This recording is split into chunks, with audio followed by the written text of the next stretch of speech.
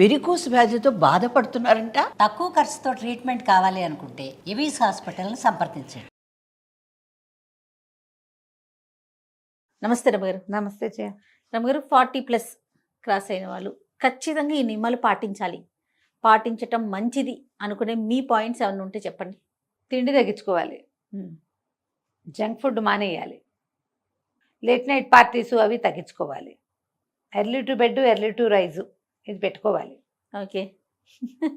ఆరోగ్యాన్ని కాపాడుకోవాలి, ఒంటరిగా ఉండటానికి అలవాటు పడాలి, పిల్లల నుంచి సెపరేషన్కి ప్రాక్టీస్కి వెళ్ళాలి. ఇన్ని ఉన్నాయి రమగారు. చాలా ఉన్నాయి. ఇంకా ఒకవేళ మీరు ఏదైనా కెరీర్లో ఉంటే నేను ఓల్డ్ అయ్యాను లాంటి భావాల్లోకి వెళ్ళకూడదు. ఓకే, అయితే ఓకే. ఓల్డ్ ఫీలింగ్స్లోకి వెళ్ళొద్దు. ఇవి ఓల్డ్ అవ్వటము, పెద్దవాళ్ళు అవ్వటము, 40 వచ్చేసరికి 40వ పడిలోకి వెళ్ళి వచ్చేసరికి కొంత జాగ్రత్త పాటిస్తే మీ పని చేసే క్షమత పెరుగుతుంది, మనం ఎక్కువ పని చేయగలుగుతాం. అంతేగా. ఇప్పుడు కెరీర్లు ఉద్యోగాలు వచ్చినాయి కదా జయ. కెరీర్లు, ఉద్యోగము, వ్యాపారము ఒకవేళ ఉంటే, మోడలింగ్ లాంటి దాంట్లో ఉన్న వాళ్ళు కూడా యాక్టివ్గానే ఉంటున్నారు చాలామంది. 40లో వచ్చినా కూడా మన వాళ్ళు ఇండియాలో కూడా ఈ కాపాడుకుంటే మరింత ఎక్కువ పని చేయగలుగుతాం మనం. ఇప్పుడు అవి లేవు, ఆ వ్యవహారం లేదు. ఏదో చిన్న ఉద్యోగం చేసుకుంటూ ఇంటిపటి నుండి పిల్ల మేకని చూస్తాం మనం. మనకు 40 వచ్చేసరికల్లా మన పిల్లలు మన నుంచి సెపరేట్ అవుతారు. నేను ఒంటరిగా ఉన్నాను అనే భావాల్లోకి వెళ్ళకూడదు. ఎంగేజ్ అవ్వాలి. మనకు ఏదైనా ఒక సొంత వ్యాపకం ఉంచుకోవాలి. సొంత డబ్బు, సొంత సంపాదన, సొంత సేవింగ్స్. నేను ఆడవాళ్ళని చెడగొడుతున్నానని భావించకండి, అలాంటి కామెంట్లు పెట్టకండి దయచేసి. దీన్ని ఇండిపెండెంట్గా ఉంటేనే ఈ కాలంలో కుదురుతుంది. వీటితో పాటు మీకు ఏదైనా సొంత వ్యాపకం క్రియేటివ్గా ఉంటే కనుక, ఏదైనా క్రియేటివిటీ ఉంటే దాన్ని ఎన్హాన్స్ చేసుకునేందుకు ఏదైనా ట్రై చేయటం, ముందు హ్యాపీగా ఉండటం, ఇది చాలా అవసరం. ఇప్పుడు ఎక్కడైనా ఇదివరకు 40s క్రాస్ అయితే పెద్దవాళ్ళు అనేవాళ్ళు, ఇప్పుడు 40 క్రాస్ అయితే పెద్ద ఏం కాదమ్మా. ఇప్పుడు ఎప్పుడు అంటారు రమగారు? ఇప్పుడు 50 దాటి 60 దాటితే, ఇప్పుడు నేను పెద్ద అంటే నువ్వు ఒప్పుకుంటావా? కాదు, అంటే 60 దాటాలి. 60 దాటాలిగా. ఏమో అప్పుడు సంగతి నాకు తెలియదు, ఇప్పుడైతే కాదు రమగారు. ఇప్పుడు నేను ఓల్డ్ కాదు. నేను ఓల్డ్ కాదని ఎంతమంది ఒప్పుకుంటారు? నాతో పాటు ఎంతమంది ఏకీభవిస్తారో చూడండి. నా వరకు నేను ఇప్పుడు ఒక ఏడాది 2 ఏళ్ళుగా నేను ఎక్సర్సైజ్ విగరస్గా ఎక్కువగా చేయటం, బాగా నడిచేయటం అవి తగ్గించుకున్నాను. ఏవో హెల్త్ ఇష్యూస్ రకరకాలు ఉన్నాయనుకో, కానీ నేను ఎంతమంది వచ్చినా వంట చేసేయగలను, ఎక్కడికైనా వెళ్తే 4 అడుగులు నడవగలను. జంక్, సాధారణంగా జంకులు తిన్ను, అన్నీ కూడా తెలిసిందే. అవునండి, తక్కువ తింటాను. రాత్రిపూట ఫుడ్ తక్కువ, పూర్తిగా తక్కువ. మరి 1 గంట 2 దాకా పార్టీలు వ్యవహారాలు ఏదైనా పెళ్లికి వెళ్తే ఏదో 11, 12 అవుతుంది, కానీ సాధారణంగా 11, 11 ఒకలా నిద్రపోతాను. నేను యాక్టివ్గానే ఉన్నానని నేను భావిస్తున్నాను. నాకు అంత మూమెంట్స్ స్లో అవ్వాల. అవును, నాకు ఫాస్ట్ మూమెంట్సే ఉన్నాయి. నేను గబగబా పని చేసేయగలను. అమ్మో ఇదంతా నేను ఎక్కడ చేస్తాను లాంటి భావాలు లేవు నాకు. నా వల్ల కాదు, చేయలేను. ఏవో నెప్పులు గిప్పులు కనపడుతున్నాయి అప్పుడప్పుడు, మెనపాజ్ వల్ల కనిపిస్తాయి కదా, ఉన్నా కూడా నేను పని చేయలేని పరిస్థితి, అవి నాకు లేవు. ఇంకా నేను అనుకుంటాను లోపల ఉంది, ఇది హెల్దీగా ఉన్నాను నేను లోపల నుంచి. స్ట్రెస్లు వస్తాయి నాకు కూడా, నేను దాన్ని బీట్ చేస్తా. డిప్రెషన్స్ వస్తుంటాయి నాకు కూడా, చాలా డిప్రెస్డ్గా ఇదంతా ఏమిటి ఈ జీవితం అలా అనిపిస్తుంటుంది. దాన్ని లాగి పక్కన పారేస్తూ ఉంటా. ఏవేవేవో చేస్తా, ఏవో పనులు, అవసరమైనవి అక్కర్లేనివి, ఎవరి పనులైనా మీదేసుకుని కూడా చేస్తా, ఎక్స్ట్రాలు అంటించుకుని కూడా చేస్తూ ఉంటాను. వాటి వల్ల ఏంటంటే ఎంగేజ్ అవుతాను. చాలా ప్రధానమైంది ఎంగేజ్ అవుతాను. నేను ఎంత బిజీ స్కెడ్యూల్స్లో ఉన్నా నాకు కూడా లోన్లీనెస్ వస్తుంది. నాకు పెద్ద గుంపు ఉన్నా కూడా, అవును, దాన్ని తొలగించుకోవడానికి కూడా నేను ప్రయత్నం చేస్తూనే ఉంటాను. ఇలా నిరంతర పోరాటం చేసే పద్ధతిలో ఉంటేనే మనం హాయిగా బతకగలుగుతాం. ఇది నేర్చుకోండి, నాకెవరు నేర్పలేదు. అలాగే ఇంకా లేకపోతే నేను కూరుకుపోతున్నానని తెలుస్తోంది. నువ్వు కూరుకుపోతున్నావు అని ఎవరైనా మీకు చెప్పాలా? నాకు అర్థం కాదు అసలు. అది ఎప్పుడు ఏదో బాధగా ఉంటుంది, ఏమిటో విసుగ్గా ఉంటుంది.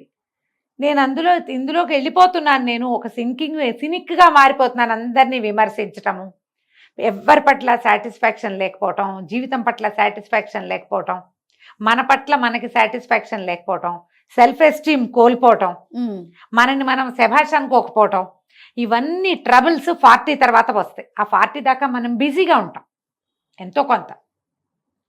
ఇక్కడి నుంచి మన లోన్లీనెస్, మనకి జనాలతో సెపరేషను, ఆ శరీరం కొంత సహకరించకపోవటము, కాస్త బ్యూటీ వ్యవహారాలు కొద్దిగా మేకప్ పెరిగి బ్యూటీ తగ్గడము ఇవన్నీ వస్తాయి. ఇవి వచ్చినప్పుడు మనం ఏం చేస్తామంటే మన మీద మనకి సాటిస్ఫాక్షన్ పోతుంది. అది పెంచుకోండి. ఓకే. ఎలా ఉన్నా సరే మనని మనం యాక్సెప్ట్ చేయకపోతే, మననే మనం యాక్సెప్ట్ చేయకపోతే ఎవడు చేస్తాడు మనని? వాళ్ళు ఎవరో ఎందుకు చేయాలి? ముందు మనం చేయాలిగా. కరెక్ట్. మనని మనం శభాష్ అనుకోవాలి. వెరీ గుడ్, నేను బాగా చేశాను అనిపించాలంటే నువ్వు బాగా చెయ్యాలి ముందు. అది ఏమైనా చెయ్యాలి. ఇది చేయకపోతే కష్టమేనమ్మా. చేయకపోతే మనం బయటపడలేము వీటిలలో నుంచి. ఎందుకంటే మనకి సమాజాలు చిన్నవి జయ.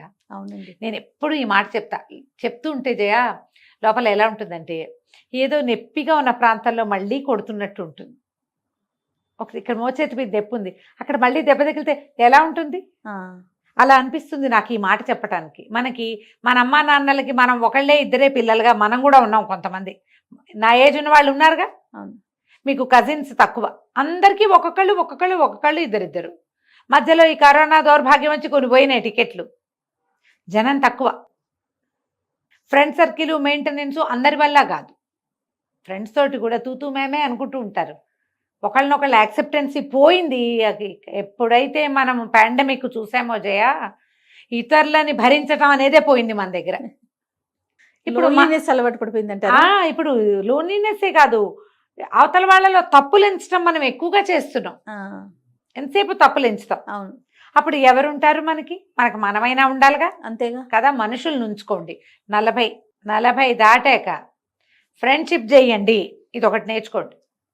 మీకంటే చిన్నపిల్లల్ని చూసుకోండి, వాళ్ళు యాక్టివ్గా ఉంటారు, మనం వాళ్ళతో పాటు లాగేస్తాం. నాకు అలాగే ఉన్నాయి టికెట్లు, చిన్నవి చిన్న ఫ్రెండ్స్. వాళ్ళతో మాట్లాడుతూ ఉంటే మనం ఇంకొంచెం యంగ్గా అవుతాం. అవును అవును. మన ఏజ్ ఫ్రెండ్స్ మనకి ఎలాగ ఉంటారు? మన క్లాస్మేట్లు, కజిన్స్, క్లోజ్ కజిన్స్ ఉంటారు. వీళ్ళతో పాటు చుట్టుపక్కల ఇళ్లలోనో ఏ ఫేస్బుక్ ఫ్రెండ్సో యంగ్స్టర్స్ అనగానే ఎక్కడికో వెళ్ళిపోద్దామా. కొంచెం మోతాదుగా ఉండి ఉంచుకోండి ఫ్రెండ్షిప్. ఎవరితోటైనా కబుర్లు చెప్తూ ఉంటే అప్పుడు అన్నీ బాగుంటాయి. నేను ఎప్పుడో చూసాను గుడ్డి సినిమా. గుడ్డి తెలుసా నీకు? ఎవరికి తెలీదా? అందరు చూడండి, నా ఫేవరెట్ సినిమా. తెలుగేనండి కాదు, హిందీ సినిమా. జయబాదురి యాక్ట్ చేశారు అందులో. జయబాదురి అప్పటికి చాలా యంగ్, ఆవిడ మాకంటే చాలా సీనియర్ కదా, చిన్నపిల్ల. అందులో ఒక ప్రార్థనా గీతం ఉంటుంది. సబ్కో మన్కో శక్తి దేనా మన విజయ్ కరే, దూసరో కే జైసే పెహలే ఖుద్ కో జై కరే. ఇది ఆ పాట. అపని మన్కో శక్తి దేనా మన విజయ్ కరే, మన మనసు విజయం చేయాలి. ఈ పాట ఎంత బాగుంటుందో, నేను అసలు బాగా పాడలా, ఎంతో బాగుంటుంది. ఆ 2 వాక్యాలు నాకు చాలా చిన్నప్పటి నుంచి ఇష్టం. నాకు హిందీ వచ్చిన అర్థమయ్యే నాటికి చూసిన సినిమా అది. ఎవరినో జయ కాదు, ముందు నీకు జయకారం చేసుకో. నిన్ను నువ్వు శభాష్ అనుకునే లెవెల్లో నువ్వు ఉండు. అంతే. నువ్వు ఏడ్చినట్టుండి ఏదో ఒకటి చేసేసి శభాష్ అనుకోవద్దు. బాగా చేసి, బాగా ఉండి, మనిషిగా ఉండి, సరైన వ్యక్తిగా, మంచి తల్లిగా, మంచి సోదరిగా, మంచి భార్యగా, మంచి యజమానిగా, మంచి ఉద్యోగిగా ఉండడానికి ట్రై చెయ్యి. నిన్ను నువ్వు గొప్ప చేసుకో, నిన్ను నువ్వు శభాష్ అనుకో, నిన్ను నువ్వు సంతోష పెట్టుకో. దీనికోసం ఇతరులను బాధ పెట్టకూడదు. అది డెవలప్ అయింది ఇప్పుడు. నువ్వు హ్యాపీ అవ్వాలంటే వాళ్ళు ఏదైనా అని నువ్వు హ్యాపీ కాదు, నువ్వు అచీవ్ చేసి హ్యాపీ ఫీల్ అవ్వు. గుడ్డి సినిమా వెతకండి అందరూ, ఈ పాట కోసం వెతకండి. అబ్బో భలేగా ఉంటుంది పాట, చాలా బాగుంటుంది. అసలు ఆ 2 వాక్యాలు చాలు, ఇంకేం వద్దు. మన పట్ల మనకి డిస్సాటిస్ఫాక్షన్ ఉంటే దాన్ని పోగొట్టుకోండి. స్ట్రెస్ రిలీవ్ అవ్వడానికి ఏదైనా చేయండి, ఎనీథింగ్. మిమ్మల్ని గోతుల్లో పడేసే వాటిలోకి వెళ్ళొద్దు. సెల్ఫ్ ఎస్టీమ్ని కోల్పోకుండా, నీ కుటుంబ మర్యాద, పరువు, పద్ధతి పోకుండా, చెడకుండా, వాటిని పాడు చేసుకోకుండా, మరి మీరు ఎక్కడికో దిక్కండా పైన మనకు అందని ఎత్తులు ఎక్కడానికి ట్రై చేయండి. డెఫినెట్గా. ఇది 40 తర్వాత ప్రతి వాళ్ళు అసలు మనం ఏమిటి, ఎలా ఉన్నాం, ఏమిటి మన సంగతి ఏమిటి, ఈ పీరియడ్స్ ఏమిటి, ఈ రకరకాల ప్రాబ్లమ్స్ ఏమిటి, ఈ హెల్త్ ఇష్యూస్ ఎందుకు వస్తున్నాయి, దానికోసం మనం ఎక్సర్సైజ్ చేయాలా, డాక్టర్ని చూడాలా, జిమ్కి వెళ్ళాలా, యోగా చేయాలా, ఏదైనా ప్రాణాయామం చేయాలా, ఏదైనా థెరపీ తీసుకోవాలా, ముందు మీరు ఆలోచించండి. మీకు చేత కాకపోతే మాలాంటి పెద్దక్కైనా ఎవరైనా కనుక్కోండి. తప్పకుండా రమ్మగారు, అప్పుడు ముందుకెళ్ళండి, బాగుంటుంది. ఖచ్చితంగా. నమస్తే అండి. నమస్తే జయ.